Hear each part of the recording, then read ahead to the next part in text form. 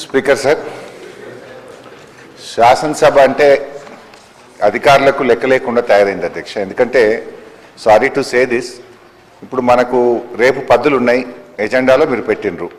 ఇప్పటి వరకు ఈ నిమిషానికి కూడా టూరిజం, ఆర్ట్స్ అండ్ కల్చర్ పద్దుల బుక్కులు ఇంతవరకు రాలేదు. Number 1. Number 2, sports and youth services books ఇంతవరకు రాలేదు. నంబర్ 3, మైనార్టీ వెల్ఫేర్ పద్దులు ఇంతవరకు అక్కడ పెట్టలేదు. అంటే మీరు ఇప్పటిదాకా బుక్కులే ఇవ్వకపోతే మెంబర్స్ ఎప్పుడు చదువుకుంటారు, రేపు పద్దుల మీద ఎట్లా మాట్లాడతారు? మీరు సాయంత్రం 5 గంటల వరకు కట్ మోషన్ సబ్మిట్ చేయాలని అన్నారు.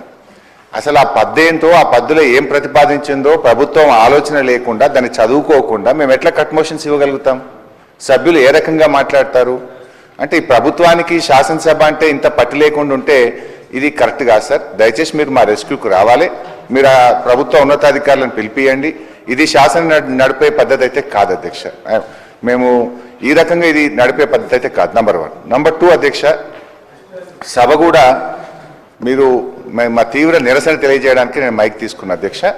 ఈ రోజు ఉదయం కూడా సభ 10 గంటల 6 నిమిషాలకు స్టార్ట్ అయింది. ఏ రోజు 10 గంటలకు ఉదయం సభ స్టార్ట్ కావడం లేదు. నంబర్ 1. నంబర్ 2 అధ్యక్ష, టీ బ్రేక్ ఫర్ 10 minutes అంటున్నారు. మొన్న ముఖ్యమంత్రి గారు ఢిల్లీకి వెళ్ళి రావాలని 4 గంటలు హౌసు 10 minutes టీ బ్రేక్ అని 4 గంటలు సభ మళ్ళీ బెల్లు కొట్టలేదు, సభ స్టార్ట్ కాలేదు. నిన్న ఆ రోజు ముఖ్యమంత్రి గారు అంతసేపు మాట్లాడినాక మా క్లారిఫికేషన్ కూడా ఇవ్వకుండా మేము 4-5 గంటలు ఇక్కడ కూర్చొని పేషెంట్గా ఉండి ముఖ్యమంత్రి గారి సమాధానం విని క్లారిఫికేషన్ అడిగితే కూడా మాకు ఇవ్వకపోతే మేము ఎందుకు కూర్చోవాలి ఈ సభలో, మాకు అయితే అర్థమవుతలేదు. నంబర్ 2, నిన్న కూడా అధ్యక్ష, నిన్న కూడా ఏమైంది, 10 minutes టీ బ్రేక్ అన్నారు. 12 గంటలకు కొడితే నేను 3:30 వరకు నేను మాట్లాడాల్సిన స్పీకర్ను 3:30 గంటలు ఎప్పుడు బెల్లు కొడతారో అని ఇక్కడ కూర్చుంటే 3:30 గంటలు 10 minutes టీ బ్రేక్ అని ఇట్లా ఆపి సభ నడిపే పద్ధతి ఇది కరెక్ట్ కాదు. ఈ రోజు 10 minutes టీ బ్రేక్ అన్నారు, ఇవాళ బట్టి గారు ప్రిపేర్ అవుతున్నారు, ఉప ముఖ్యమంత్రి గారు అని చెప్పి 1:30 నుంచి బెల్లు కొట్టరు, రారు. మరి 10 నిమిషాలు టీ బ్రేక్ అని 1:30 సేపు ఈ సభను ఇష్టారాజ్యంగా నడిపే పద్ధతి కరెక్ట్ కాదు. ఇట్లా మీరు సమయపాలన పాటించకపోవడం కానీ, ఇప్పటి వరకు పద్దులకు సంబంధించినటువంటి పుస్తకాలు రాకపోవడం కానీ, అదేవిధంగా మాకు బుక్స్ కూడా ఇవ్వకపోవడం, క్లారిఫికేషన్స్కి ఇవ్వకపోవడం వల్ల ఈరోజు బట్టి గారి రిప్లైని బీఆర్ఎస్ పార్టీ తీవ్ర నిరసన తెలియజేస్తూ ఈ సభ నడుపుతున్న తీరుకు మాకు మా క్లారిఫికేషన్స్కి అవకాశం మన ముఖ్యమంత్రి గారు గవర్నర్ ప్రసంగం సందర్భంగా ఇవ్వనందుకు, సమయానికి బుక్స్ ఇవ్వనందుకు మా నిరసన తెలియజేస్తూ ఈరోజు మేము బట్టి గారి రిప్లైని వాకౌట్ చేస్తున్నాం.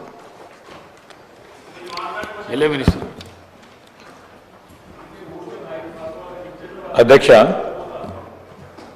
గౌరవ సభ్యులు హరీష్ రావు గారు ఈరోజు శాసనసభకు సంబంధించిన సాంప్రదాయాల గురించి అనేక విషయాలు చెప్పడం జరిగింది. వారి ప్రభుత్వంలో అసలు వారు నడిపిన తీరు చూస్తూ ఉంటాయి అధ్యక్ష, పార్టీ ఆఫీసుని నడిపినట్టు నడిపిన అధ్యక్ష వారు. ఈరోజు ప్రజాస్వామికంగా మీరు అక్కడ కూర్చొని సరి అయిన సమయంని వారికి కేటాయింపు చేస్తూ అందరికీ అవకాశం కల్పించాలని ఒక ప్రజాస్వామిక పద్ధతిలో శాసనసభను నడిపిస్తూ ఉన్నారు అధ్యక్ష.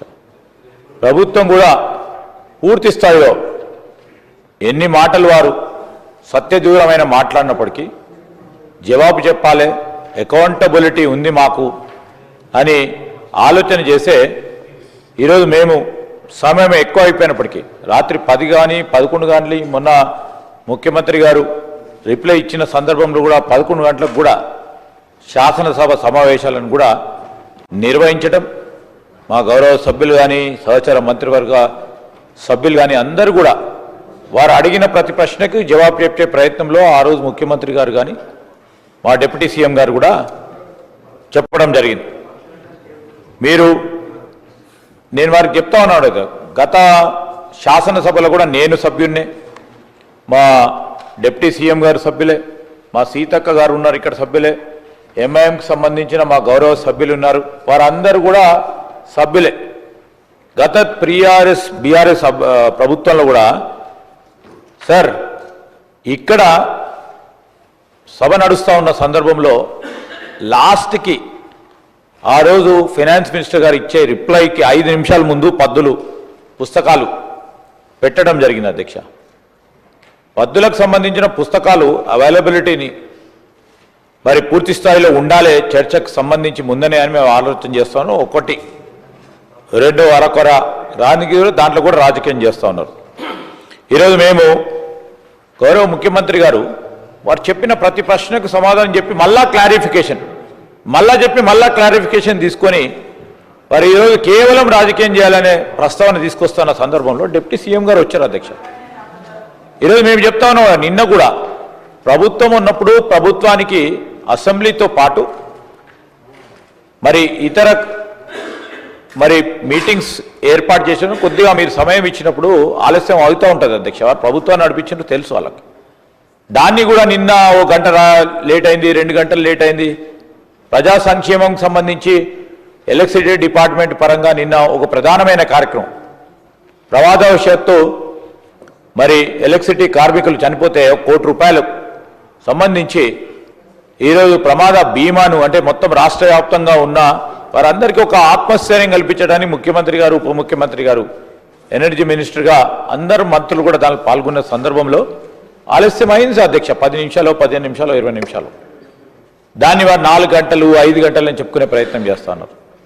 ఈరోజు కూడా మరి పద్దులకు సంబంధించి అన్ని బుక్స్ ఏర్పాటు చేయాలనే క్రమంలో మీరు మీ అనుమతితో ఒక అరగంట సేపు ఆలస్యం అయితే ఈరోజు అంతకంటే పెద్ద పని ఏముంది అధ్యక్ష? వీళ్ళకి బయటికి పోయి ప్రెస్ మాట్లాడు తప్ప వారికి అంతకంటే పెద్ద పని ఉందా అధ్యక్ష? వారు చెప్తా ఉంటారు కదా అధ్యక్ష, వారికి పసలేదు. ఈరోజు ప్రభుత్వంపై సంబంధించి బడ్జెట్ ప్రవేశపెడితే జనరల్ డిస్కషన్లో వారు మాట్లాడేదానికి పసలేదు. దాంట్లో ఏం మాట్లాడడం తెలియదు. ఇప్పుడు డిప్యూటీ సీఎం గారు మళ్ళీ రిప్లై ఇచ్చిన తర్వాత ఏం మాట్లాడడం తెలియనికుండా ఎందుకు సభలో ఉండాలని వారు వాకౌట్ చేసింది. వారు విఘ్నతకే వదిలిపెట్టేస్తాం.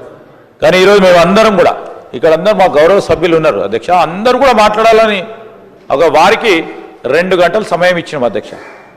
2 గంటల సమయం ఇచ్చి మీరు మీ అనుమతితో మరొక సభ్యుని కూడా మీరు అవకాశం కల్పించారు. టీఆర్ఎస్ పార్టీకి సంబంధించి వివేకానంద గారికి. ప్రజాస్వామ్యము కనబడతా ఉంది, చూస్తూ ఉన్నారు ప్రజానికం అంతా కూడా. ఇలాంటివన్నిటి ప్రస్ఫుటంగా కనబడతా ఉన్నప్పుడు వారు ఎందుకు వాకౌట్ చేస్తున్నారు? అసలు దేని గురించి వాకౌట్ చేస్తూ ఉన్నారు? ఈరోజు బడ్జెట్కు సంబంధించిన అంశం కొద్దిగా ఆలస్యమైనా, కొద్దిగా ముందటైనా ఓపికతో కూర్చొని ఈరోజు ప్రజలకు సంబంధించిన ఆర్థిక వనరులకు సంబంధించి ఇది కరెక్ట్, ఇది కాదని మీరు కూడా ప్రస్తావన చేసిండ్రు. వారు చెప్పే సమాధానం విని క్లారిఫికేషన్లో అడగటానికి కూడా అవకాశం ఇస్తారని డిప్యూటీ సీఎం గారు చెప్పిండ్రు. వాటిని కూడా పక్కన పెట్టి అసలు కారణం లేకుండానే వాకౌట్ చేయడం జరిగింది అధ్యక్ష. ప్రజలందరూ కూడా గమనిస్తూ ఉన్నారు,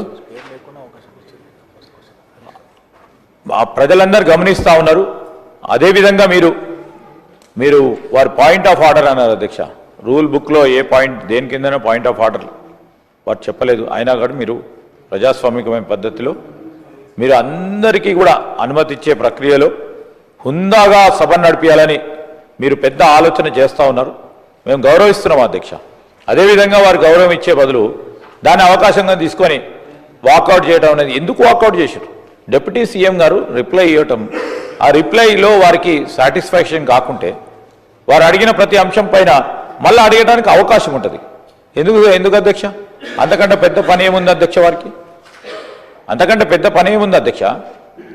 ఈరోజు ఏ కారణం లేకుండా వాకౌట్ చేసి మరి ఈరోజు బడ్జెట్కు సంబంధించిన జనరల్ డిస్కషన్స్లో వారు చెప్పిన దానికి ఇంకా 2 వారు అడిగిన ప్రతి అంశానికి 2 జవాబు వస్తుంది, మేము ఏమి మాట్లాడలేకపోతామనే భయంతో వారు పోవటం జరిగింది. మా ప్రజలందరూ కూడా గమనిస్తూ ఉన్నారు. మరి నెక్స్ట్ టైం కూడా అధ్యక్ష ఇలాంటి వ్యవహారం జరగకుండా, ఎందుకంటే ఆలస్యమైనప్పుడు సభాపతికి సంబంధించిన decision is important and vital and final. So అలాంటివి అన్నిటిని కూడా దృష్టిలో పెట్టుకొని ముందుకు నడిపించాలని మీ ద్వారా వారిని కూడా మరొకసారి హితవు చెప్తా ఉన్నాం అధ్యక్ష. గౌరవ డిప్యూటీ సీఎం గారు.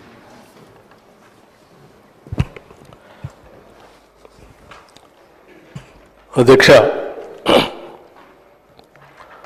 2026-27 సంబంధించిన బడ్జెట్పై జరిగినటువంటి జనరల్ డిస్కషన్ సంబంధించి సమాధానం చెప్పేటువంటి ప్రక్రియలో భాగంగా ఈరోజు మాట్లాడటానికి మీరు అవకాశం ఇచ్చారు, ధన్యవాదాలు. అయితే ఈ బడ్జెట్ పైన ప్రధాన ప్రతిపక్ష పార్టీకి సంబంధించిన నాయకులు, సభ్యులు సుదీర్ఘంగా వారితో పాటు మిగతా గౌరవ సభ్యులందరూ, వివిధ రాజకీయ పార్టీలకి సంబంధించిన గౌరవ సభ్యులందరూ కూడా మీ అనుమతితో అత్యంత ప్రజాస్వామ్యయుతంగా ఎటువంటి అడ్డంకులు లేకుండా గంటల తరబడి వారు మాట్లాడటానికి, వారి భావాలను వ్యక్తపరచడానికి, వారి ఆలోచనల్ని ఈ సభ ద్వారా రాష్ట్ర ప్రజలు తెలియజెప్పడానికి కావాల్సినంత సమయం ఇచ్చారు. కానీ దురదృష్టం ఎందుకో వారు